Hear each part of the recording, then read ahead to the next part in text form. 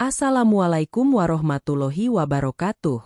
Selamat datang di cerita Mbak Sri, tempat di mana Mbak Sri cerita tentang cerita teman dan tetangga Mbak Sri yang berwarna-warni. Jadi cari tempat ternyaman buat nyimak cerita Mbak Sri kali ini. Sebelum itu Mbak Sri minta tolong like dan subscribe channel Mbak Sri ini, dan jangan lupa nyalakan lonceng notifikasinya. Lampu kristal di ballroom Hotel Bintang 5 itu berpendar mewah, memantulkan cahaya pada gelas-gelas sampanye yang berdenting. Malam itu adalah malam perayaan. Bagi Rian, ini adalah gerbang menuju kasta sosial yang selama ini hanya ia impikan. Setelah 5 tahun bergelut di divisi operasional, ia akhirnya resmi dilantik menjadi direktur operasional di salah satu perusahaan logistik terbesar di kota ini. Maya berdiri di sudut ruangan, mengenakan gaun biru tua yang ia beli dari toko daring sebulan lalu. Ia tersenyum, meski kakinya mulai lecet karena sepatu hak tinggi yang jarang ia gunakan. Matanya tak lepas dari sosok suaminya, Rian, yang sedang dikerumuni oleh para petinggi perusahaan. Rian tampak gagah dengan setelan jas custom made yang harganya setara dengan 3 bulan gaji lama pria itu. Selamat, Pak Rian. Benar-benar pencapaian luar biasa di usia muda. Suara Pak Bram, sang komisaris utama, terdengar lantang. Rian tertawa renyah, tawa yang terdengar berbeda di telinga Maya, lebih tajam, lebih penuh percaya diri yang berlebihan. Terima kasih, Pak Bram. Semua ini berkat kerja keras dan fokus saya. Saya percaya, untuk mencapai puncak, seseorang memang harus berani membuang beban-beban yang menghambat. Maya tersentak sedikit mendengar kata, beban. Namun, ia segera menepis pikiran buruknya. Mungkin itu hanya kiasan tentang pekerjaan, pikirnya. Ingatan Maya melayang ke 3 tahun lalu. Saat itu, Rian hanyalah seorang staf lapangan yang sering pulang dengan baju basah kuyup karena hujan atau peluh. Mereka tinggal di kontrakan sempit yang jika hujan, airnya merembes dari sela-sela ubin. Mayalah yang bangun pukul 4 pagi untuk membuat kue-kue pasar, menjajakannya dari kantor ke kantor agar mereka bisa menabung untuk cicilan motor Rian. Maya pula yang merelakan perhiasan emas peninggalan ibunya dijual agar Rian bisa mengambil kursus sertifikasi manajemen yang mahal. Dahulu, Rian akan pulang dan memeluknya erat sambil berbisik, "Sabar ya, sayang. Kalau aku sukses nanti, kamu adalah ratu yang akan aku manjakan paling pertama." Kini, janji itu terasa seperti gema dari masa lalu yang sangat jauh. "Maya, kenapa melamun di sini?" Suara Rian membuyarkan lamunan Maya. Rian menghampirinya, namun tidak dengan senyum manis. Matanya menatap Maya dari ujung kepala sampai ujung kaki dengan tatapan menilai yang dingin. Tidak apa-apa, Mas. Aku sangat bangga padamu," ujar Maya tulus, mencoba meraih tangan suaminya. Rian menarik tangannya dengan halus, berpura-pura ingin merapikan jam tangan Rolex barunya. "Tolong, Maya, jangan panggil, Mas, di depan kolega-kolegaku. Terkesan sangat kampung. Panggil, Rian, atau tidak usah panggil sama sekali kalau sedang ada tamu." Hati Maya mencelos. "Tapi ini aku, Mas. Istrimu." "Iya, aku tahu. Dan karena kamu istriku, tolong jaga sikapmu. Lipstikmu itu terlalu merah, dan cara jalanmu tadi saat mengambil minum benar-benar canggung. Aku tidak mau orang-orang berpikir direktur baru mereka memiliki istri yang tidak tahu cara membawa diri di hotel mewah." Bisik Rian tajam, suaranya pelan namun menusuk seperti jarum. Maya terdiam. Ia merasakan tenggorokannya menyempit. Ia ingin protes, ingin mengingatkan siapa yang mencuci jas lusuhnya dulu, namun keramaian di sekeliling mereka seolah membungkamnya. Tak lama kemudian, seorang wanita cantik dengan pakaian kerja yang sangat modis menghampiri mereka. Namanya Siska, sekretaris baru Rian yang baru bekerja selama 3 bulan. "Pak Rian, Pak Bram memanggil Bapak ke meja VIP. Ada beberapa kolega dari Singapura yang ingin berkenalan," ujar Siska dengan senyum manis yang tampak sengaja dibuat-buat. Matanya sempat melirik Maya sebentar, lalu beralih kembali ke Rian seolah Maya hanyalah pajangan dinding. Oh, tentu. Siska, tolong temani istriku di sini sebentar. Pastikan dia tidak melakukan hal-hal yang memalukan, perintah Rian tanpa menoleh lagi pada Maya. Rian melangkah pergi, tertawa bersama Siska menuju meja yang lebih mewah. Maya berdiri terpaku. Ia merasa seperti orang asing di tengah pesta kesuksesan yang seharusnya ia rayakan bersama. Malam itu, dalam perjalanan pulang di mobil mewah yang baru saja dicicil Rian menggunakan tunjangan jabatannya, keheningan terasa sangat mencekam. Rian sibuk dengan ponselnya, membalas ucapan selamat yang terus masuk. Rian, panggil Maya pelan, mencoba mengikuti permintaannya. Hekem. Apa setelah ini kita bisa mengambil cuti? Hanya 2 hari. Mungkin kita bisa mengunjungi makam ibu di desa. Atau sekadar makan malam berdua seperti dulu di warung tenda depan gang? Kita sudah lama tidak. Rian mendengus, tawa meremehkan keluar dari bibirnya. Warung tenda? Kamu bercanda? Maya, lihat posisiku sekarang. Aku ini direktur. Aku tidak punya waktu untuk hal-hal melankolis seperti itu. Dan lagi, jangan harap aku mau menginjakan kaki di desa kumuh itu lagi. Tapi itu tempat kita berasal, Rian. Tanpa masa-masa itu, kita tidak akan di sini. Rian membanting ponselnya ke jok mobil. Salah. Aku, yang berada di sini karena, aku, bekerja keras. Kamu hanya duduk manis dan menikmati hasilnya. Jadi, tolong berhenti menceramahiku soal masa lalu. Masa lalu itu sampah, dan aku sudah membuangnya. Maya menoleh ke jendela, membiarkan air matanya jatuh tanpa suara. Ia melihat pantulan wajah suaminya di kaca mobil. Wajah itu masih sama, namun sorot matanya telah berubah menjadi sesuatu yang asing dan mengerikan. Kesuksesan yang mereka dambakan ternyata bukan menjadi berkah, melainkan racun yang mulai menggerogoti nurani suaminya. Rian tidak tahu, atau mungkin tidak mau tahu, bahwa di balik senyum kemenangannya malam itu, ia baru saja mulai membangun penjara untuk dirinya sendiri. Dan Maya, dengan segala ketulusannya, mulai menyadari bahwa pria yang ia cintai mungkin telah mati tertimbun tumpukan uang dan jabatan. Malam itu, di rumah mereka yang megah namun terasa hampa, Rian tidur di kamar utama tanpa sepatah kata pun pada Maya. Ia tidak menyadari bahwa 5 hari ke depan akan menjadi 5 hari yang mengubah seluruh hidupnya, bukan sebagai direktur, melainkan sebagai seorang pesakitan.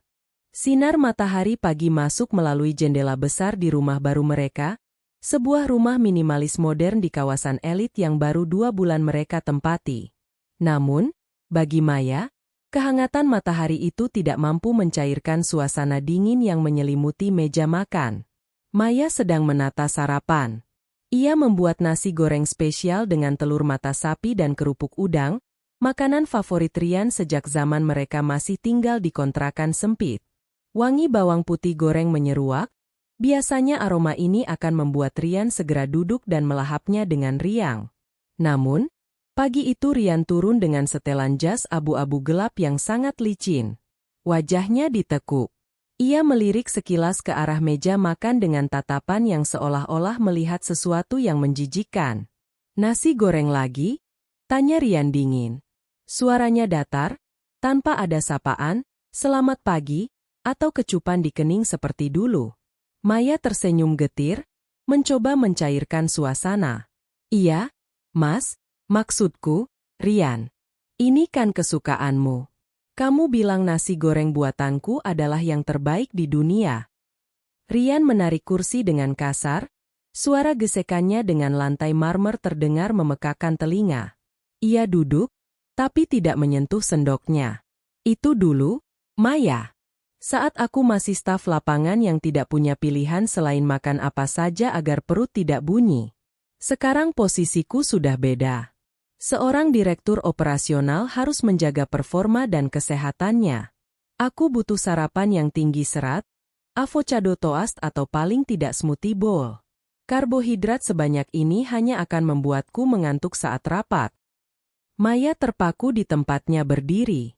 Tapi, aku tidak tahu cara membuat itu. Dan kamu tidak pernah bilang. Itulah masalahmu. Sela Rian sambil menatap ponselnya, mengabaikan istrinya yang masih memegang sodet. Kamu tidak pernah berkembang. Kamu terjebak di masa lalu. Dunia bergerak maju, aku bergerak maju, tapi kamu masih tetap menjadi Maya yang dulu. Kamu tidak punya inisiatif untuk belajar bagaimana menjadi istri seorang pejabat perusahaan. Maya meletakkan piringnya dengan perlahan. Dadanya terasa sesak. Aku belajar, Rian. Aku belajar mengelola rumah besar ini tanpa pembantu karena kamu bilang ingin privasi. Aku belajar mengatur jadwalmu. Aku juga tetap bekerja paruh waktu mengerjakan laporan pembukuan toko Pak Haji agar aku punya uang saku sendiri dan tidak terus-menerus memintamu. Mendengar itu, Rian justru tertawa mengejek. Tawa yang sangat menyakitkan. Pekerjaan konyol itu? Maya, gajimu setahun di sana bahkan tidak cukup untuk membeli satu pasang sepatu yang aku pakai sekarang. Berhentilah melakukan pekerjaan rendahan itu. Itu memalukan kalau rekan-rekanku tahu istriku masih sibuk mengurus recehan dari toko kelontong. Aku melakukan itu supaya aku tidak jadi bebanmu. Suara Maya sedikit meninggi, matanya mulai berkaca-kaca. Rian berdiri, merapikan jasnya dengan gerakan angkuh. Tapi nyatanya, kamu tetap jadi beban. Beban citra. Lihat dirimu. Ia menunjuk Maya dengan jarinya. Dastermu sudah pudar, rambutmu hanya dicepol asal-asalan, dan tanganmu kasar karena terlalu banyak mencuci. Siska, sekretarisku, dia jauh lebih tahu cara merawat diri daripada kamu. Dia selalu tampil profesional, wangi, dan tahu persis apa yang harus dikatakan di depan orang penting. Hati Maya seperti dihantam batu besar. Dibandingkan dengan wanita lain oleh suaminya sendiri adalah luka yang paling perih. Siska hanya perlu mengurus pekerjaanmu selama 8 jam. Rian, aku mengurus hidupmu 24 jam. Aku yang menemanimu saat kamu tidak punya apa-apa. Cukup, bentak Rian. Ia mengambil tas kerjanya dan melangkah pergi tanpa menyentuh satu suap pun nasi goreng buatan Maya. Sebelum sampai di pintu, ia menoleh sebentar. Nanti malam ada jamuan makan malam dengan vendor. Aku ingin kamu datang, tapi tolong pergi ke salon. Beli baju yang mahal. Jangan buat aku malu lagi seperti di pesta pelantikan kemarin. Aku akan transfer uang, gunakan itu. Jangan jadi orang pelit untuk harga diriku. Setelah pintu tertutup dengan dentuman keras, Maya jatuh terduduk di kursi. Ia menatap 2 piring nasi goreng yang masih mengepul di meja.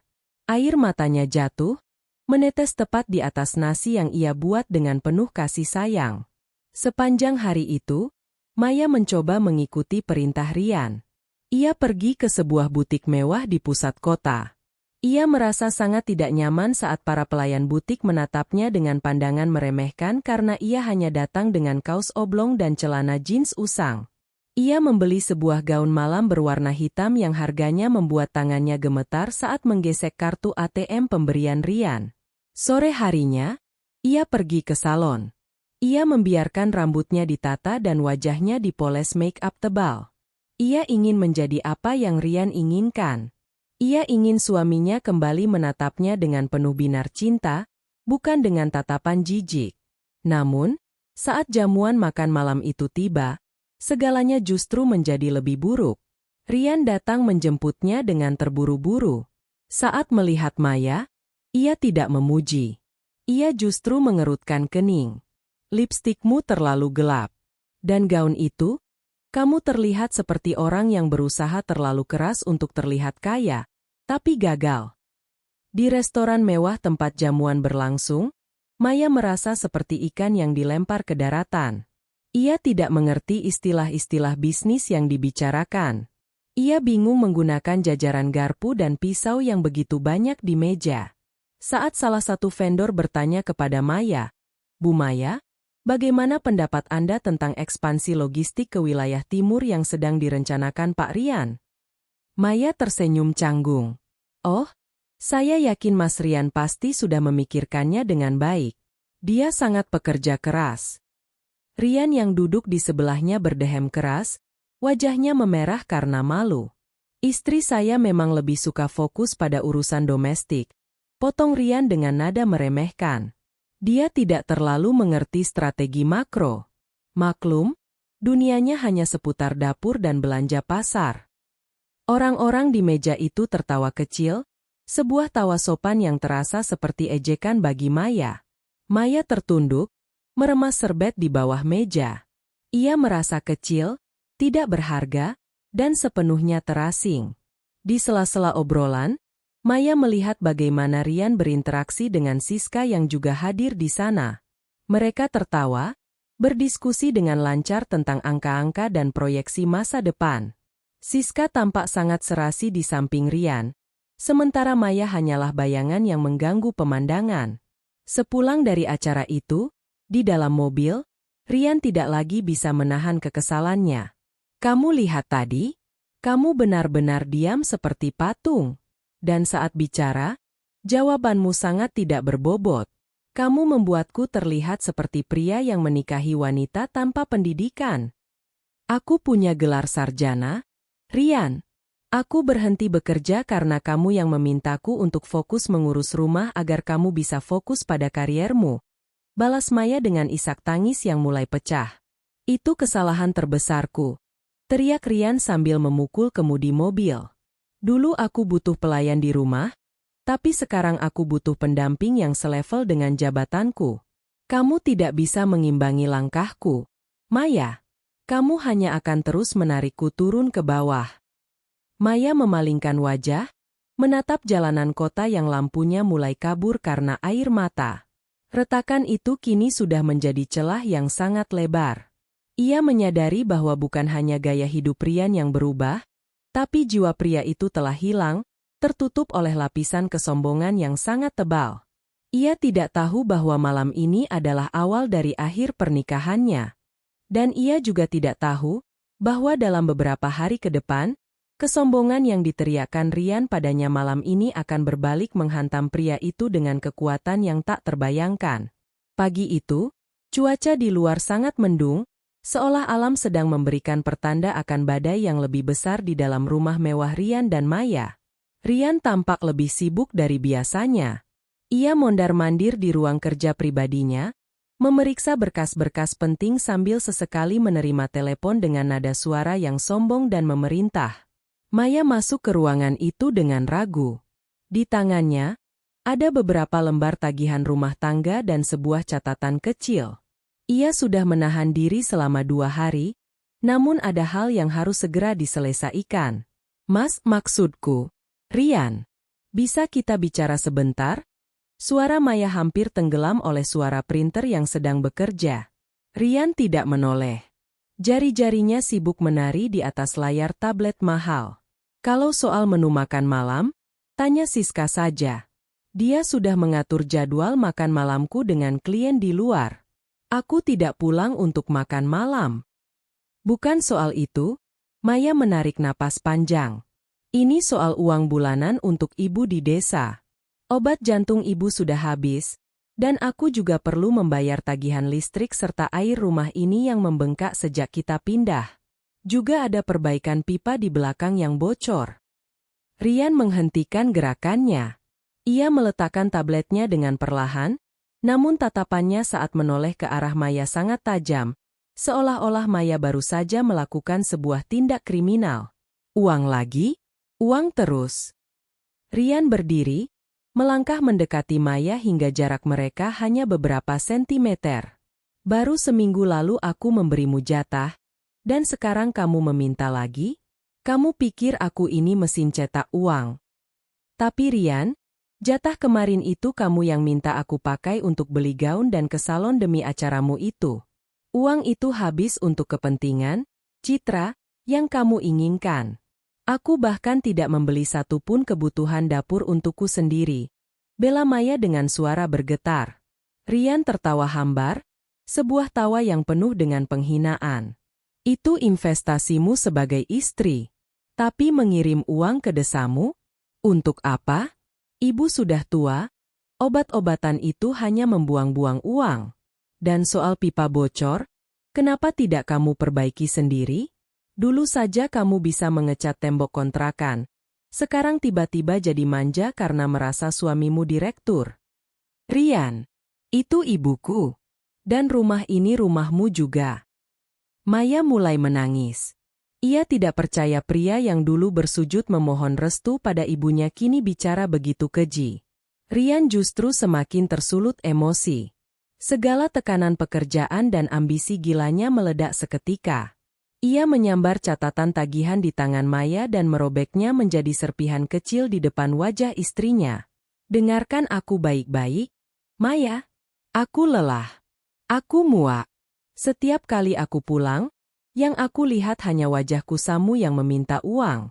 Aku bekerja keras, memeras otak, menghadapi tekanan di kantor, dan saat pulang, aku ingin melihat sesuatu yang menyegarkan, seperti Siska yang selalu rapi, wangi, dan tidak pernah mengeluh. Kalau begitu pergi saja pada Siska. Kenapa kamu masih di sini? Teriak Maya histeris. Memang itu rencanaku, bentak Rian. Ia mencengkeram lengan Maya dengan kuat, menyeret istrinya menuju kamar utama. Aku sudah menahan ini sejak hari pelantikanku. Kamu itu parasit. Maya, kamu hanya batu sandungan buat karierku. Kamu tidak pantas berada di rumah mewah ini. Kamu tidak pantas memakai barang-barang yang kubeli dari keringatku. Rian mengambil sebuah koper besar dari atas lemari dan membantingnya ke atas tempat tidur. Dengan babi buta, ia menarik baju-baju Maya dari gantungan dan melemparkannya masuk ke dalam koper. Apa yang kamu lakukan, Rian? Hentikan. Maya mencoba menahan tangan Rian, namun pria itu mendorongnya hingga terjatuh ke lantai. Aku muak biaya hidupmu. Suara Rian menggelegar, memenuhi setiap sudut ruangan. Keluar dari sini. Sekarang juga. Aku tidak mau melihat wajahmu lagi di rumah ini. Pergi ke desamu, urusi ibumu yang sakit-sakitan itu dengan uangmu sendiri kalau kamu bisa. Aku tidak akan memberimu 1 sen pun lagi. Maya terisak di lantai, menatap suaminya dengan tatapan tak percaya. Rian, kamu mengusirku? Setelah semua yang aku lakukan? Setelah semua pengorbananku saat kamu masih jadi gelandangan di kantor itu? Pengorbanan? Itu tugasmu sebagai istri. Jangan merasa berjasa, sahut Rian dingin. Ia menutup koper itu dengan kasar meskipun beberapa helai baju masih terjepit di resletingnya. Ia menyeret koper itu keluar kamar, menuju pintu depan. Maya berlari mengejarnya, mencoba memegang kaki Rian. Rian, tolong jangan seperti ini. Kita bisa bicarakan baik-baik. Di luar hujan, Rian tidak peduli. Ia membuka pintu depan rumah mereka yang megah. Angin dingin dan rintik hujan langsung menyambar wajah mereka. Rian melempar koper Maya ke teras, hingga koper itu terguling di atas lantai marmer yang basah. Pergi, Maya. Besok pengacaraku akan mengirimkan surat cerai. Jangan pernah menginjakkan kaki di kantor atau rumah ini lagi. Mulai detik ini, kamu bukan siapa-siapa bagiku. Kamu hanya sampah dari masa laluku yang lupa aku buang. Prak! Pintu besar itu tertutup rapat. Bunyi kunci yang diputar dari dalam terdengar seperti vonis mati bagi Maya. Maya berdiri mematung di teras. Ia hanya mengenakan daster tipis dan sandal jepit. Ia menatap koper di depannya, lalu menatap pintu rumah yang selama ini ia bersihkan dengan penuh kasih sayang. Hatinya hancur berkeping-keping. Rasa sakitnya jauh lebih tajam daripada dinginnya angin hujan yang mulai membasahi kulitnya. Namun, di tengah isak tangisnya, sebuah kilatan amarah mulai muncul di matanya. Ia teringat sesuatu. Saat ia mengemasi barang-barangnya tadi dengan terburu-buru, ia sempat menyambar sebuah flash disk hitam yang tertinggal di atas meja rias. Flash disk yang Rian gunakan untuk menyimpan data cadangan laporan keuangan perusahaan yang sempat ia bantu rapikan bulan lalu. Rian mungkin merasa sudah memenangkan segalanya. Ia merasa telah membuang beban hidupnya. Namun, Ia lupa satu hal. Maya adalah orang yang paling tahu di mana letak setiap noda yang Rian sembunyikan di bawah karpet kesuksesannya. Maya menghapus air matanya dengan kasar. Ia menyeret kopernya menembus hujan, menuju jalan raya untuk mencari taksi. 5 hari, Rian, bisik Maya di tengah gemuruh guntur. Aku memberimu waktu 5 hari untuk merayakan kesombonganmu. Setelah itu, aku akan memastikan kamu merasakan dingin yang lebih parah daripada hujan malam ini. Maya tidak pergi ke terminal untuk pulang ke desa. Ia memberikan alamat sebuah apartemen kecil milik sahabat lamanya yang bekerja di biro hukum. Perang baru saja dimulai. Air hujan turun seolah-olah langit sedang ikut menangis bersama Maya. Di dalam taksi yang melaju menembus pekatnya malam, Maya duduk meringkuk. Rambutnya basah, daster tipisnya melekat di kulit yang menggigil, dan bau parfum mobil yang menyengat membuatnya mual. Ia menatap keluar jendela, melihat lampu-lampu kota yang buram tersapu air. Hanya 1 jam yang lalu, ia masih memiliki suami dan rumah mewah. Sekarang, ia tidak lebih dari seorang wanita yang terusir, hanya membawa 1 koper penuh kenangan pahit. Turun di sini saja, Pak, suara Maya serak. Taksi berhenti di depan sebuah pagar besi yang sudah berkarat. Ini adalah rumah lama peninggalan orang tuanya di pinggiran kota. Sebuah rumah kecil yang sudah lama tak berpenghuni sejak ibunya sakit dan terpaksa ia bawa tinggal bersamanya. Sebelum akhirnya Rian mengirim ibunya kembali ke desa dengan alasan biaya. Rumah ini lembab. Namun setidaknya, ini adalah satu-satunya tempat di dunia ini yang tidak akan mengusirnya.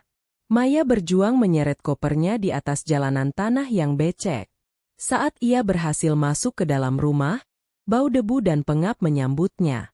Ia menyalakan lampu kuning yang redup, duduk di lantai yang dingin, dan akhirnya tangisnya pecah sehebat-hebatnya. Ia meraung, memukul-mukul lantai, meluapkan seluruh rasa sesak, hina, dan sakit hati yang ia pendam. "Kenapa, Rian? Kenapa kamu tega?" bisiknya di tengah isak tangis yang menyesakkan dada. Setelah 1 jam terhanyut dalam kesedihan, Maya mulai tenang karena kelelahan. Ia membuka kopernya untuk mencari pakaian kering. Saat ia membongkar tumpukan baju yang dimasukkan Rian secara asal-asalan, sebuah benda kecil berwarna hitam terjatuh dan berdenting di atas ubin. Sebuah flash disk. Maya terdiam sejenak, menatap benda itu. Ia teringat kejadian beberapa minggu lalu. Saat itu, Rian pulang dengan wajah pucat dan sangat gelisah. Rian memintanya untuk membantu memeriksa beberapa entry data di laporan keuangan proyek ekspansi perusahaan. Rian tahu Maya sangat teliti dengan angka karena latar belakang pendidikannya di akuntansi, meski ia sudah lama tidak bekerja. Hanya cek jumlah totalnya saja. "Maya, jangan dibaca isinya. Ini rahasia perusahaan," kata Rian saat itu. Namun, karena terburu-buru mengusir Maya, Rian rupanya tidak sadar bahwa flash disk yang tertinggal di atas meja rias, yang berisi data-data mentah itu, ikut terlempar masuk ke dalam koper saat Rian membabi buta menyapu barang-barang Maya. Maya mengambil laptop tuanya yang sudah lambat dari dalam tas kerja. Dengan tangan gemetar, ia menyambungkan flash disk tersebut. Layar laptop menyala, menampilkan jajaran folder dengan kode-kode angka. Maya mulai membuka satu persatu. Awalnya, ia hanya melihat laporan operasional biasa. Namun, sebagai seorang yang terbiasa dengan pembukuan, matanya menangkap sesuatu yang janggal pada folder bertajuk Project X 2024. Maya menarik napas dalam-dalam. Ia mulai menelusuri angka-angka itu. Proyek ekspansi gudang di wilayah timur yang selalu dibanggakan Rian ternyata memiliki selisih dana yang sangat besar. Ada aliran dana masuk ke sebuah rekening pihak ketiga yang disamarkan sebagai biaya konsultan teknis. Namun nilai transaksinya tidak masuk akal, mencapai miliaran rupiah. Lebih mengejutkan lagi, Maya menemukan pindaian dokumen dengan tanda tangan Rian yang dipalsukan untuk menyetujui pencairan dana tersebut. Tidak. Tunggu. Maya melihat lebih teliti.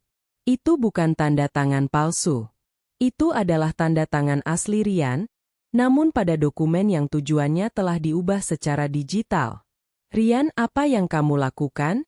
bisik Maya kaget. Ia terus menggali. Semakin dalam ia mencari, semakin banyak kotoran yang ia temukan. Rian rupanya melakukan manipulasi besar-besaran untuk mendapatkan jabatan direktur operasional. Ia menyuap beberapa vendor agar memberikan kickback atau uang kembali secara pribadi kepadanya, dan ia menggunakan sebagian uang itu untuk memalsukan performa divisi yang dipimpinnya agar terlihat sangat menguntungkan di mata Dewan Komisaris. Promosi Rian bukan karena kerja keras. Itu adalah hasil dari sebuah skema penipuan yang rapi, atau setidaknya, ia pikir itu rapi. Rian telah mencuri uang perusahaan, memeras vendor kecil, dan yang paling menyakitkan bagi Maya, ada sebuah folder foto yang berisi bukti kedekatan Rian dengan Siska di hotel-hotel mewah, jauh sebelum Rian resmi menjadi direktur. Mereka rupanya sudah bekerja sama untuk menyingkirkan direktur lama dengan cara menjebaknya dalam kasus pelecehan seksual palsu. Maya menutup mulutnya dengan tangan. Ia merasa mual. Pria yang ia cintai, pria yang ia dukung dari nol, ternyata adalah seorang monster yang menghalalkan segala cara. Kesombongan Rian tadi malam, ucapan bahwa ia sukses karena kerja kerasnya sendiri, semuanya adalah kebohongan besar yang dibangun di atas tumpukan dosa. Maya bersandar pada dinding yang catnya sudah mengelupas. Ia menatap langit-langit rumahnya yang penuh sarang laba-laba. Pikirannya berputar. Ia bisa saja diam. Ia bisa saja menghancurkan flash disk ini dan mencoba melupakan Rian, memulai hidup baru yang tenang meskipun miskin. Namun, ia teringat wajah angkuh Rian saat melempar kopernya ke tengah hujan. Ia teringat hinaan Rian yang menyebutnya beban dan sampah masa lalu. "Kamu bilang aku tidak bisa membantumu lagi, Rian? Kamu bilang aku menghambat kariermu." Maya bergumam dengan tatapan mata yang kini berubah dingin dan tajam. Rasa cintanya yang tersisa kini menguap, digantikan oleh rasa haus akan keadilan. Maya menyadari bahwa ia memegang kunci penjara suaminya di dalam genggamannya. Data-data ini sudah lebih dari cukup untuk menyeret Rian ke balik jeruji besi seumur hidupnya. Maya mulai menyalin semua data tersebut ke penyimpanan awan, cloud storage, miliknya sebagai cadangan. Ia kemudian mengambil ponselnya, mencari sebuah nomor lama di daftar kontaknya. "Halo, Pak Arya." Suara di seberang sana terdengar kaget. Pak Arya adalah mantan atasan Rian yang dipecat secara tidak hormat karena tuduhan palsu yang disusun Rian dan Siska. "Ini Maya, istri Rian." "Maksud saya, calon mantan istri Rian. Saya punya sesuatu yang sangat Bapak butuhkan untuk membersihkan nama Bapak dan menghancurkan orang yang telah mengkhianati kita semua." Malam itu, di tengah kesunyian rumah tua yang dingin, Maya tidak lagi menangis. Ia mulai menyusun rencana. 5 hari ke depan adalah masa kejayaan terakhir bagi Rian. Dan Maya akan memastikan bahwa saat Rian jatuh nanti, tidak akan ada satu orang pun yang bersedia mengulurkan tangan untuk membantunya. Kejahatan mungkin bisa membeli jabatan, tapi kebenaran selalu punya caranya sendiri untuk menagih hutang. Rian terbangun di tempat tidur king size miliknya dengan perasaan yang sangat ringan. Tidak ada lagi suara gemericik air dari dapur, tidak ada bau nasi goreng yang menurutnya murahan, dan yang paling penting, tidak ada wajah Maya yang selalu menatapnya dengan pandangan penuh tuntutan kasih sayang yang kini dianggapnya memuakan. "Inilah hidup yang seharusnya aku miliki sejak dulu," gumam Rian sambil meregangkan tubuh. Ia berangkat ke kantor dengan mobil barunya, menyapa staf dengan dagu terangkat tinggi. Di kantor, ia langsung memerintahkan Siska untuk memesan furnitur baru bagi ruang kerjanya. Ia ingin segala hal yang berbau masa lalu, atau barang-barang yang pernah dipilih Maya diganti dengan sesuatu yang lebih modern dan mahal. "Pak Rian, ada kiriman bunga dan ucapan selamat dari beberapa vendor baru," ujar Siska sambil memberikan senyum paling manisnya. Siska kini lebih berani menunjukkan kedekatannya. Ia tahu, penghalang terbesarnya, Maya, sudah disingkirkan. "Bagus. Atur jadwal makan malam dengan mereka di restoran paling mahal di pusat kota. Aku yang bayar, pakai kartu korporat, jawab Rian sombong. Ia merasa uang perusahaan adalah uangnya sendiri. Ia merasa sistem yang ia manipulasi begitu sempurna sehingga tak akan ada yang bisa melacaknya. Sore itu, Rian menghabiskan waktu dengan berbelanja jam tangan mewah tambahan. Ia merasa setiap detak jarum jam itu adalah pengingat betapa berkuasanya dia sekarang. Ia benar-benar merasa bebas. Baginya, Maya hanyalah noda kecil yang sudah berhasil ia hapus dari kanvas hidupnya yang gemilang. Hari kedua, pertemuan di balik bayang-bayang. Sementara itu, di sebuah kafe kecil yang tersembunyi di sudut kota, Maya duduk berhadapan dengan Pak Arya. Pria parubaya itu tampak jauh lebih kurus dan kusam dibandingkan saat ia masih menjabat sebagai atasan Rian. Fitnah yang disebarkan Rian telah menghancurkan karir dan reputasi Pak Arya dalam semalam. Saya hampir tidak percaya kamu menghubungi saya, Maya, ujar Pak Arya dengan suara bergetar setelah melihat isi dokumen di laptop Maya. Saya selalu tahu Rian ambisius, tapi saya tidak menyangka dia sejahat ini. Dia tidak hanya mencuri uang perusahaan, dia menghancurkan hidup banyak orang untuk sampai ke kursi itu. Maya menatap Pak Arya dengan tatapan kosong namun tajam. Saya yang membantunya, Pak. Meski saya tidak tahu itu ilegal, saya yang merapikan angka-angka itu. Saya merasa sangat berdosa.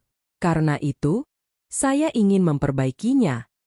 Pak Arya menghela napas panjang, menelusuri folder Project X. Ini gila. Dia menggunakan perusahaan cangkang atas nama sepupunya untuk menampung kickback dari vendor konstruksi gudang. Jika ini sampai ke tangan Dewan Komisaris dan polisi, Rian tidak hanya akan dipecat, dia akan membusuk di penjara. Itu tujuannya, Pak, jawab Maya tegas. Saya punya semua bukti transfer, rekaman suara saat dia memaksa vendor, dan dokumen manipulasi pajak yang dia simpan di flash disk ini. Tapi kita harus hati-hati. Rian punya banyak kaki tangan di kantor. Pak Arya mengangguk. Saya punya teman di firma hukum besar yang memiliki koneksi langsung dengan auditor independen. Kita akan melakukan ini secara senyap. Kita biarkan dia merasa menang untuk sehari atau 2 hari lagi. Saat dia berada di puncak rasa amannya, itulah saat kita menarik karpet di bawah kakinya. Malam harinya, Maya kembali ke rumah tuanya yang sepi. Ia makan mie instan dalam diam. Sangat kontras dengan Rian yang saat itu sedang tertawa terbahak-bahak di sebuah bar mewah, menenggak botol wine mahal bersama Siska dan kolega-kolega barunya. Rian mengirimkan pesan singkat ke nomor Maya, sebuah pesan yang penuh racun, jangan harap bisa kembali. Aku sudah mengganti semua kunci rumah. Besok pengacaraku akan datang ke tempatmu. Terima nasibmu sebagai orang kalah, Maya. Maya membaca pesan itu tanpa ekspresi. Ia tidak membalas. Ia justru mengetik pesan lain untuk Pak Arya. Semua data sudah saya unggah ke cloud. Silakan kirimkan ke tim audit besok pagi pukul 8 tepat saat Rian memulai rapat mingguan. Maya mematikan ponselnya. Ia menatap kegelapan di luar jendela. Rian merasa sedang merayakan kebebasan, padahal ia sedang berdansa di atas bom waktu yang sumbunya sudah mulai terbakar. 2 hari telah berlalu. Kesombongan Rian sudah mencapai ubun-ubun, dan Maya siap untuk menyaksikan kehancuran itu dimulai. Kamu bilang aku beban, Rian? Bisik Maya pada kegelapan. Kita lihat siapa yang akan menjadi beban bagi siapa di depan hakim nanti. Rabu, pukul 9 waktu Indonesia Barat. Rian melangkah masuk ke lobi kantor dengan langkah tegap yang dipaksakan. Ia mengenakan kacamata hitam bermerek dan setelan jas yang baru ia jemput dari Binatu Mahal. Ia merasa seperti penguasa gedung itu. Setiap karyawan yang berpapasan dengannya menunduk hormat, dan hal itu memberi kepuasan ego yang tak tertandingi bagi Rian. Namun, sesampainya di depan ruang kerjanya, ia melihat pemandangan yang tidak biasa. Siska, sekretarisnya, tidak duduk di meja kerjanya. Sebaliknya, pintu ruangan Rian terbuka lebar, Dan ada 3 orang pria asing bersetelan gelap yang sedang berdiri di dalam, ditemani oleh Pak Baskoro, Kepala Divisi Kepatuhan, Compliance, Perusahaan.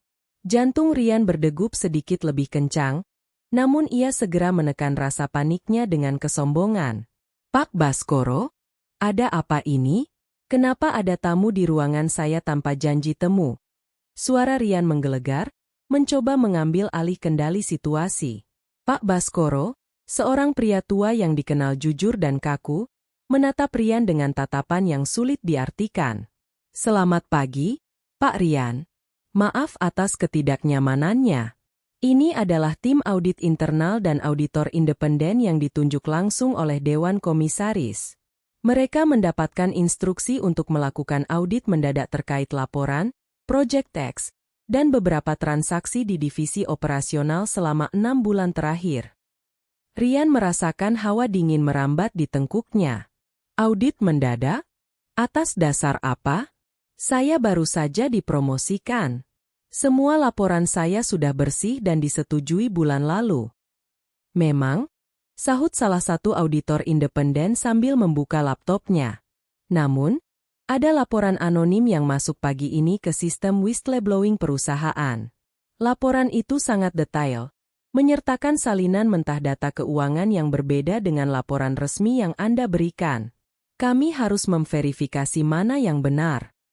Rian mengepalkan tangan di balik saku jasnya. Laporan anonim? Siapa? Pikirannya langsung melayang ke Pak Arya, tapi ia yakin Pak Arya sudah lumpuh secara finansial dan koneksi. Tidak mungkin pria itu punya nyali untuk melawannya. Silakan saja, ujar Rian dengan nada meremehkan, mencoba terlihat tenang. Saya tidak punya sesuatu yang disembunyikan. Siska, buatkan kopi untuk tamu-tamu kita.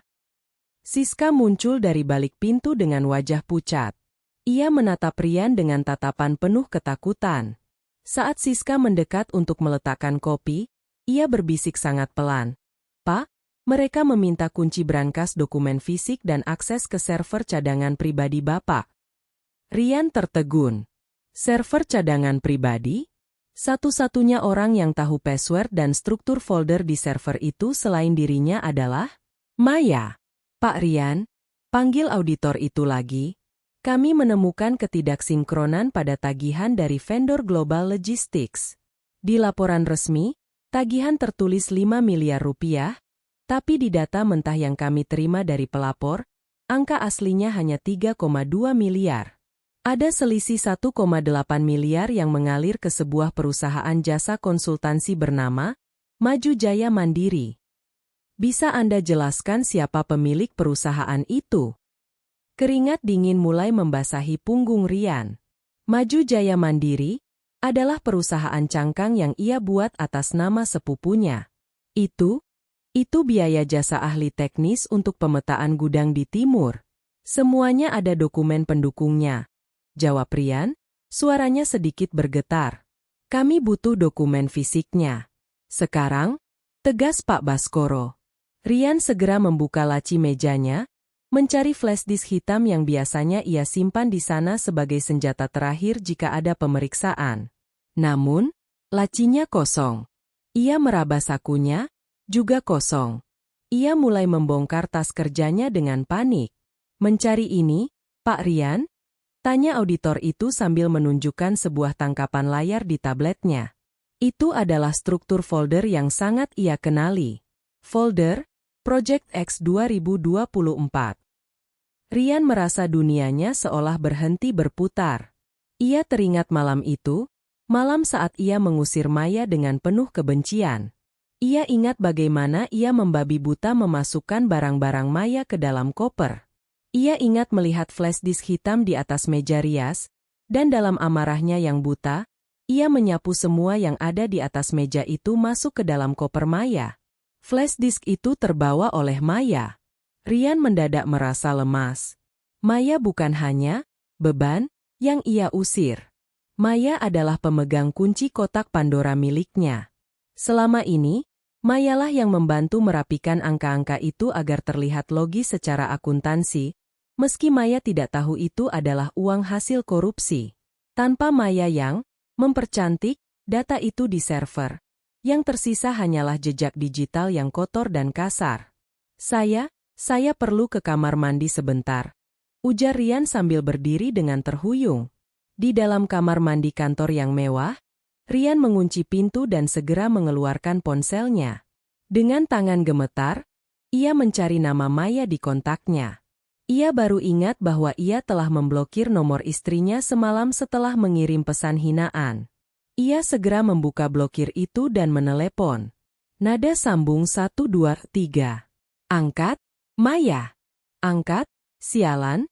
Umpat Rian dengan suara rendah yang penuh kepanikan. Panggilan dialihkan. Maya menolaknya. Rian mengirim pesan singkat dengan cepat. Maya, aku minta maaf soal semalam. Aku sedang emosi. Tolong kembalikan flash disk hitamku yang terbawa di kopermu. Aku akan jemput kamu. Kita bicara baik-baik. Aku akan berikan uang berapapun yang kamu mau, tapi tolong kirimkan password server cadangannya sekarang. 1 menit berlalu. Pesan itu hanya dibaca, tapi tidak dibalas. Rian mencoba menelepon lagi, namun kali ini nomornya sudah tidak aktif. Maya telah mematikan ponselnya. Rian menyandarkan kepalanya di cermin kamar mandi. Kesombongan yang ia bangun setinggi langit dalam 5 tahun terakhir mulai runtuh dalam hitungan jam. Ia menyadari bahwa ia telah melakukan kesalahan fatal. Ia menghina dan membuang satu-satunya orang yang memegang nyawanya. Saat ia keluar dari kamar mandi, Pak Baskoro sudah menunggu di depan pintu dengan 2 petugas keamanan kantor. Pak Rian, Dewan Komisaris meminta Anda untuk dinonaktifkan sementara mulai jam ini juga. Komputer dan akses ruangan Anda akan disegel untuk kepentingan investigasi lebih lanjut. Kami sarankan Anda tidak meninggalkan kota ini sampai proses audit selesai. Rian menatap sekeliling. Siska memalingkan wajah, tidak berani menatapnya. Karyawan lain berbisik-bisik sambil melihat ke arahnya dengan pandangan menghina, pandangan yang sama dengan yang ia berikan pada Maya 2 hari lalu. Baru 3 hari setelah kenaikan jabatannya, mahkota itu sudah mulai retak. Dan Rian tahu, ini barulah permulaan dari badai yang sesungguhnya. Kamis, hari keempat. Udara di dalam kantor Direktorat Reserse Kriminal Khusus itu terasa dingin dan kaku. Bau kertas lama dan kopi instan memenuhi ruangan. Maya duduk di sebuah kursi plastik keras, menggenggam erat tas kecilnya. Di hadapannya, seorang penyidik senior bernama Pak Ridwan sedang meneliti lembaran-lembaran dokumen yang baru saja dicetak dari flash disk hitam milik Rian. Ibu yakin ingin meneruskan laporan ini? Tanya Pak Ridwan tanpa mengalihkan pandangan dari layar komputer. Tersangka adalah suami ibu sendiri. Jika laporan ini diproses dengan bukti-bukti sekuat ini, hampir mustahil baginya untuk lolos dari hukuman penjara. Maya menarik napas panjang. Dadanya terasa sesak, namun bukan karena keraguan. Itu adalah sisa-sisa rasa sakit dari penghinaan yang ia terima. Saya yakin, Pak, suara Maya terdengar tenang namun kokoh. Ini bukan sekadar masalah rumah tangga. Ini tentang kebenaran. Pria ini telah menghancurkan karir orang lain dengan fitnah, memeras vendor-vendor kecil yang sedang berjuang, dan mencuri uang perusahaan untuk membiayai kesombongannya. Jika saya diam, saya sama saja dengan mendukung kejahatannya. Pak Ridwan mengangguk pelan, tampak terkesan dengan ketegasan Maya. Baik, berdasarkan bukti awal, ini mencakup tindak pidana pencucian uang, penggelapan dalam jabatan, dan pemalsuan dokumen otentik. Kami akan segera memanggil saksi-saksi lain, termasuk Pak Arya dan beberapa pemilik vendor yang terlibat. Keluar dari kantor polisi, Maya merasa seolah-olah beban berat yang selama ini menghimpit pundaknya mulai terangkat. Ia berjalan menuju halte bus, mengabaikan kenyataan bahwa ia kini tak lagi memiliki mobil mewah atau supir pribadi. Kehormatan dirinya jauh lebih berharga daripada semua fasilitas itu. Di sisi lain kota, di rumah mewahnya yang kini terasa seperti penjara tanpa jeruji, Rian sedang mengamuk. Ponselnya tak henti-hentinya berdering. Itu bukan lagi ucapan selamat, melainkan telepon dari bagian legal perusahaan yang memintanya datang untuk klarifikasi lebih lanjut, serta pesan-pesan dari vendor yang mulai menuntut pengembalian uang karena proyek mereka dibekukan. Sialan! Maya, di mana kamu? Teriak Rian sambil membanting gelas kristal ke lantai. Rian mencoba mencari Maya ke rumah lamanya. Dengan mengendarai mobilnya ugal-ugalan, ia sampai di depan rumah tua milik orang tua Maya. Ia turun dan menggedor pintu kayu yang rapuh itu dengan babi buta. "Maya, keluar! Aku tahu kamu di dalam," teriaknya. "Kembalikan barangku. Kamu pikir kamu siapa? Hah? Kamu itu cuma wanita kampungan yang tidak tahu apa-apa. Jangan coba-coba menghancurkanku." Pintu terbuka. Namun, bukan Maya yang muncul, melainkan beberapa tetangga yang mulai merasa terganggu dengan kegaduhan itu. "Cari siapa, Pak? Bu Maya sedang tidak ada," ujar seorang pria parubaya, Pak RT setempat, dengan nada tidak suka. "Tolong jangan berisik di sini. Kalau ada urusan, bicarakan baik-baik, jangan seperti preman." Rian menatap Pak RT dengan pandangan meremehkan. "Diam kamu. Kamu tidak tahu siapa saya? Saya direktur operasional di..." "Mantan direktur, maksud Anda?" Sela sebuah suara dari belakang. Rian menoleh. Pak Arya berdiri di sana, didampingi oleh seorang pengacara. Wajah Pak Arya yang biasanya terlihat tertekan kini tampak sangat tenang. "Arya? Apa yang kamu lakukan di sini?" Rian mendesis, matanya menyipit penuh kebencian. "Saya hanya ingin memastikan Maya aman dari gangguan orang jahat sepertimu, Rian," ujar Pak Arya tenang. "Dan sekadar informasi, tim audit sudah menyerahkan temuan mereka kepada pihak berwajib. Kamu tidak perlu mencari flash disk itu lagi. Datanya sudah berada di tempat yang semestinya." Wajah Rian seketika berubah pucat pasi. Seluruh tubuhnya gemetar. Kesombongannya seolah menguap tertiup angin. Kalian menjebakku? Maya menjebakku." "Tidak ada yang menjebakmu, Rian," balas Pak Arya. "Kamu menjebak dirimu sendiri dengan keserakahanmu. Maya hanya berhenti melindungimu. Selama ini, dia adalah satu-satunya alasan kenapa kebusukanmu tidak tercium, karena dia selalu merapikan laporanmu dengan tulus tanpa tahu itu ilegal. Tapi setelah apa yang kamu lakukan padanya, kamu benar-benar pria paling bodoh yang pernah aku kenal." Rian mundur selangkah, lalu masuk ke mobilnya dan memacu kendaraan itu pergi dari sana. Ia merasa dunia mulai mengecil. Ia merasa dikejar oleh bayang-bayang kesalahannya sendiri. Sepanjang perjalanan, ia terus mencoba menelepon Siska, berharap kekasih gelapnya itu bisa membantunya atau setidaknya memberikan kata-kata penenang. Namun, nomor Siska sudah tidak aktif. Siska, yang ia banggakan lebih profesional dan setia daripada Maya, ternyata adalah orang pertama yang melarikan diri saat mencium bau kehancuran. Siska telah mengosongkan meja kerjanya dan menghilang sejak audit dimulai. Malam itu, Rian tidak berani pulang ke rumahnya. Ia menginap di sebuah hotel murah, tempat yang dulu sering ia hina. Ia duduk di pinggir tempat tidur yang spraynya kasar, menatap bayangannya di cermin. Hanya 4 hari yang lalu, ia adalah raja. Ia merasa bisa menginjak-injak siapa saja, terutama istrinya yang setia. Kini, ia menyadari bahwa tanpa Maya yang menjaga di belakangnya, ia bukanlah siapa-siapa. Ia hanyalah seorang penipu yang menunggu waktu untuk tertangkap. Di tempat lain, Maya duduk di kursi teras rumah tuanya, menatap bintang-bintang. Ia memegang surat panggilan sebagai saksi kunci untuk hari esok. Air matanya jatuh, tapi kali ini bukan karena sedih. Itu adalah air mata pelepasan. "Besok adalah hari kelima, Rian," bisiknya pada angin malam. "Hari di mana kamu harus membayar semua air mata yang pernah aku jatuhkan. Besok akan menjadi puncak dari segalanya.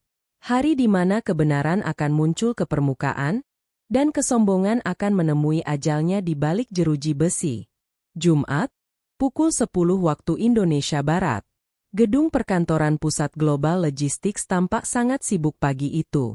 Namun, suasana di lantai paling atas, di ruang rapat Dewan Komisaris, terasa sangat mencekam.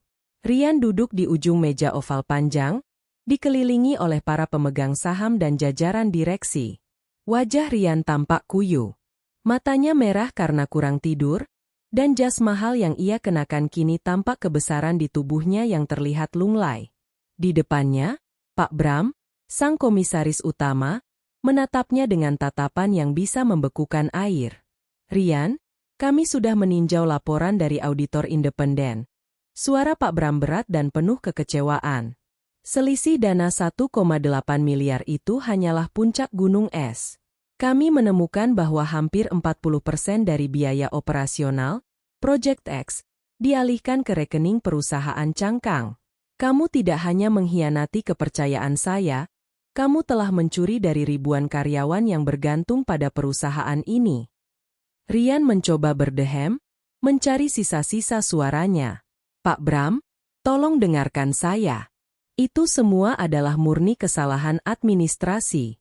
Istri saya, maksud saya, asisten pembukuan saya saat itu, dia yang salah menginput data.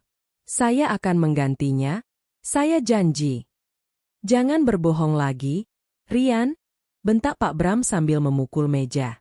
Kami sudah memanggil tim IT untuk memulihkan server cadangan yang sempat kamu coba hapus.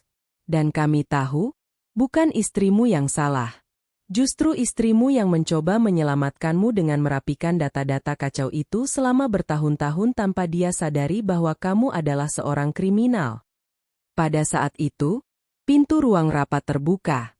Langkah kaki yang tegas bergema di atas lantai marmer.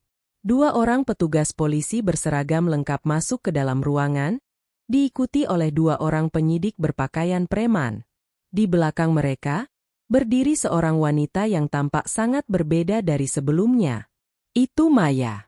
Ia mengenakan kemeja putih bersih dan celana panjang hitam yang rapi. Rambutnya tidak lagi dicepol asal-asalan, melainkan tergerai indah. Wajahnya polos tanpa riasan berlebihan, namun memancarkan kekuatan yang belum pernah dilihat Ryan sebelumnya. Ryan terbelalak. Maya, apa yang kamu lakukan di sini? Pergi kamu. Kamu tidak berhak ada di sini. Maya tidak membalas teriakan itu dengan amarah. Ia berjalan mendekat, berhenti tepat di samping Pak Ridwan, penyidik yang ia temui kemarin. Saudara Ryan Pratama, Pak Ridwan mengeluarkan sebuah map merah. Berdasarkan bukti-bukti otentik berupa data digital, kesaksian dari para vendor, dan dokumen yang diserahkan oleh saksi kunci, Saudari Maya, kami memiliki dasar yang cukup untuk menetapkan Anda sebagai tersangka atas kasus penggelapan dalam jabatan, pemalsuan dokumen, dan tindak pidana pencucian uang. Seluruh ruangan mendadak hening. Ryan memandang sekeliling, berharap ada satu orang yang membelanya. Namun, ia hanya melihat tatapan jijik dan dingin. Teman-teman yang kemarin memuji dan menjilatnya kini hanya menunduk, seolah tidak ingin tertular aibnya.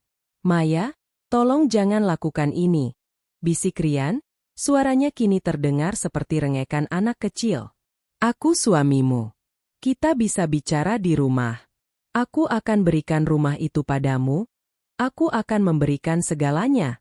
Tolong cabut laporanmu. Maya menatap lurus ke dalam mata Ryan. Rumah itu bukan milikmu, Ryan. Kamu membelinya dengan uang yang kamu curi dari keringat orang lain. Dan aku bukan lagi istrimu sejak kamu melemparku ke tengah hujan 5 hari lalu. Hari itu, kamu bilang aku adalah beban. Sekarang, biarlah hukum yang menjadi beban yang harus kamu pikul seumur hidupmu. Kamu wanita licik. Kamu sengaja merencanakan ini. Ryan bangkit berdiri, mencoba menerjang Maya, namun dengan sigap petugas kepolisian menahan lengannya dan memitingnya ke belakang. Klik. Bunyi borgol logam yang mengunci kedua pergelangan tangan Ryan terdengar begitu nyaring. Bunyi itu menandakan berakhirnya 5 hari kejayaan palsu yang ia miliki. Bawa dia, perintah Pak Ridwan. Ryan diseret keluar dari ruang rapat. Di sepanjang lorong kantor, Para karyawan yang dulu ia rendahkan berdiri menonton. Beberapa di antaranya mengabadikan momen itu dengan ponsel mereka. Ryan mencoba menutupi wajahnya dengan tangannya yang terborgol, namun rasa malunya tidak bisa disembunyikan. Sesaat sebelum masuk ke dalam lift, Ryan menoleh ke arah Maya yang masih berdiri di depan pintu ruang rapat. "Aku membencimu, Maya. Kamu menghancurkan hidupku," teriak Ryan histeris. Maya hanya menatapnya dengan pandangan iba, lalu membalikkan badan. Ia berjalan menuju arah berlawanan, menuju pintu keluar gedung. Ia tidak lagi menoleh ke belakang.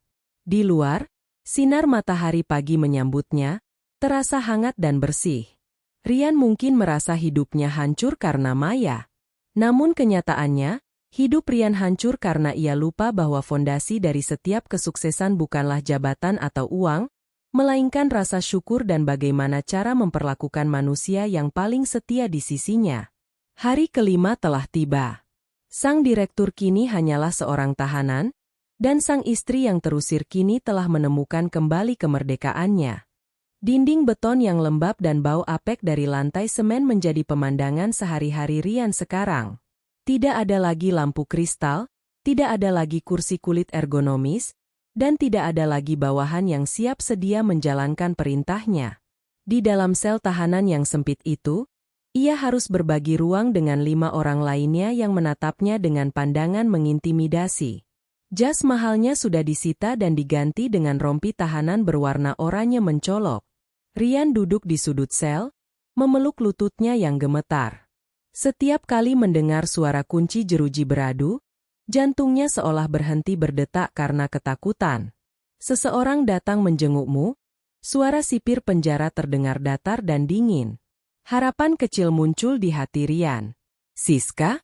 Pikirannya langsung tertuju pada sekretarisnya. Mungkin Siska datang membawa pengacara hebat untuk mengeluarkannya.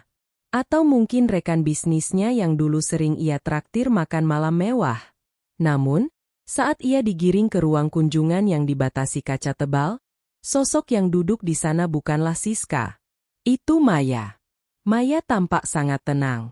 Ia mengenakan blus sederhana berwarna pastel, tampak jauh lebih segar daripada saat ia masih menjadi istri, direktur. Di sampingnya, duduk Pak Arya yang kini menjabat sebagai pelaksana tugas direktur operasional untuk membereskan kekacauan yang ditinggalkan Ryan. Ryan segera meraih gagang telepon komunikasi di balik kaca dengan tangan gemetar. Maya, kamu datang. Aku tahu kamu masih mencintaiku. Suara Ryan pecah, air mata mulai mengalir di pipinya yang kini tampak tirus. Tolong aku, Maya. Cabut laporan itu. Aku tidak tahan di sini. Orang-orang di dalam sangat kasar. Aku janji, kalau aku keluar, kita akan mulai dari awal.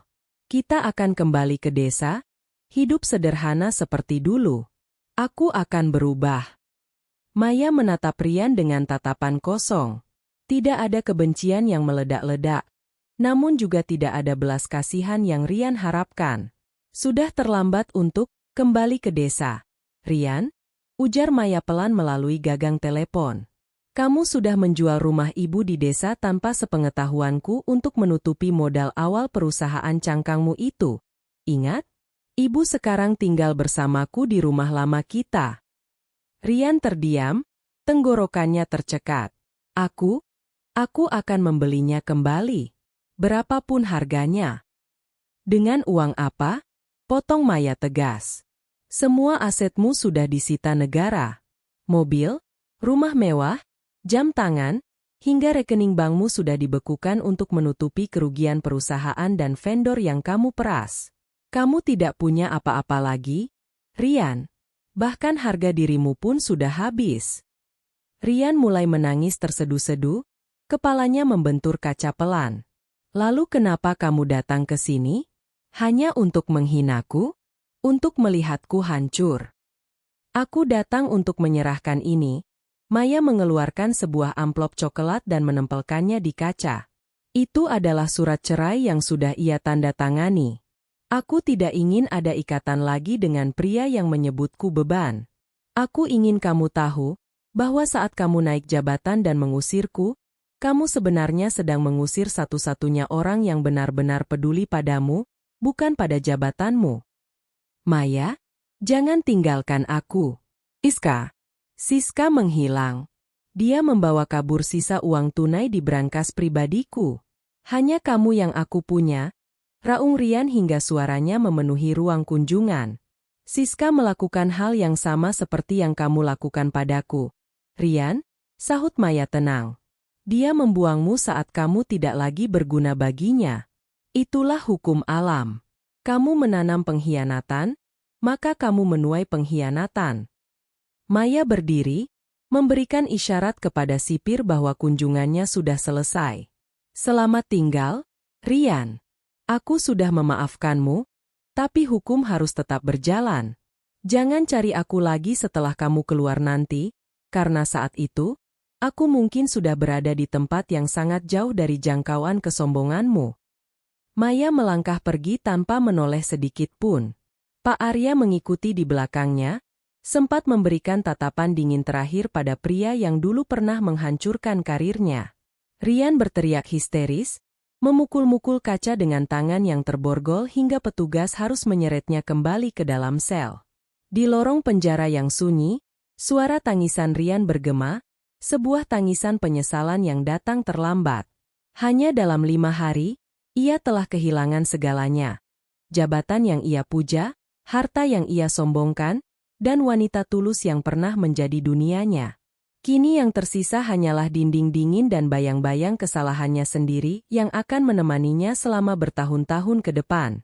1 tahun kemudian, langit sore di pinggiran kota berwarna jingga keemasan. Di sebuah ruko 2 lantai yang baru saja dicat ulang, terpasang sebuah papan nama kayu yang elegan, Maya Accounting Consultancy Services. Maya berdiri di depan ruko tersebut, memegang kunci di tangannya. Ia tidak lagi memakai daster kusam, namun juga tidak mengenakan gaun mahal yang dipaksakan. Ia memakai kemeja linen yang nyaman dan celana kain, memancarkan aura wanita mandiri yang tenang dan berwibawa. Setelah kasus Rian selesai, Maya tidak hanya berdiam diri. Dengan bantuan Pak Arya dan beberapa vendor yang merasa berhutang budi karena Maya telah membongkar praktik pemerasan Rian, ia berhasil membangun bisnis konsultan keuangannya sendiri. Keahliannya dalam mendeteksi kecurangan akuntansi, yang dulu ia gunakan untuk merapikan data Rian tanpa sengaja, kini menjadi aset berharga yang dicari banyak perusahaan jujur. Maya, ibu sudah siapkan teh di atas. Istirahatlah dulu. Suara lembut ibunya terdengar dari lantai 2. Maya tersenyum lebar. Ibunya kini sudah jauh lebih sehat. Dengan biaya dari hasil kerja kerasnya yang halal, Maya bisa memberikan pengobatan terbaik untuk jantung ibunya tanpa perlu meminta-minta atau merasa menjadi beban bagi siapapun. Iya, Bu. Sebentar lagi Maya naik, jawabnya. Sebelum masuk, Maya sempat melihat sebuah koran pagi yang tergeletak di atas meja tamunya.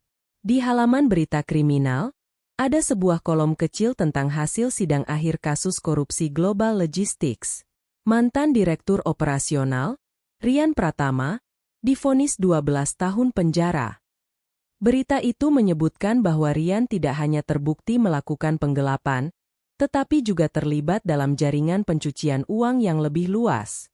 Semua upaya bandingnya ditolak. Di dalam foto berita yang buram, tampak Rian dengan rambut yang mulai menipis dan wajah yang tampak jauh lebih tua dari usia aslinya, menunduk lesu saat hakim mengetukkan palu. Maya melipat koran itu dan membuangnya ke tempat sampah. Tidak ada lagi rasa benci, tidak ada lagi rasa dendam.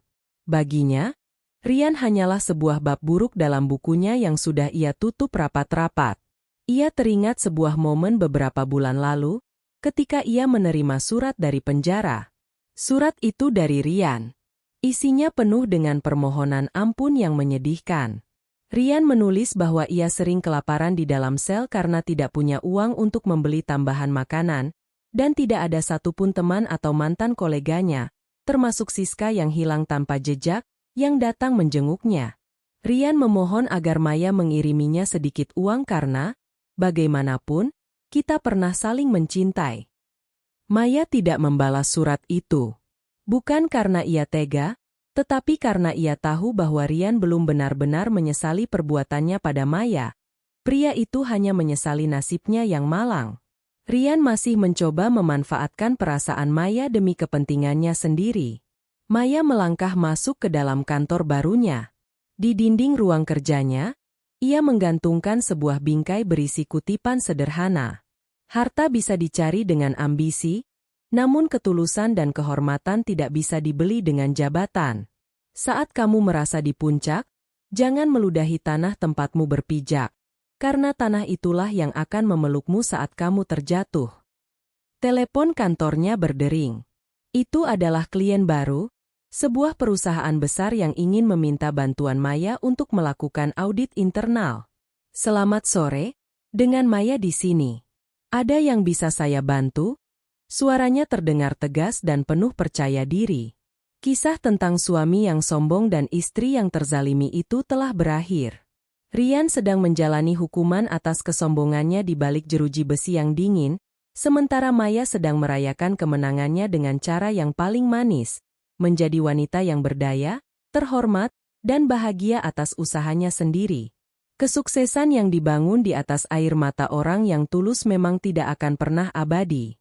Dan Maya, kini tahu pasti, bahwa badai yang dikirimkan Rian padanya dulu bukan untuk menghancurkannya, melainkan untuk membersihkan jalan menuju jati dirinya yang sesungguhnya.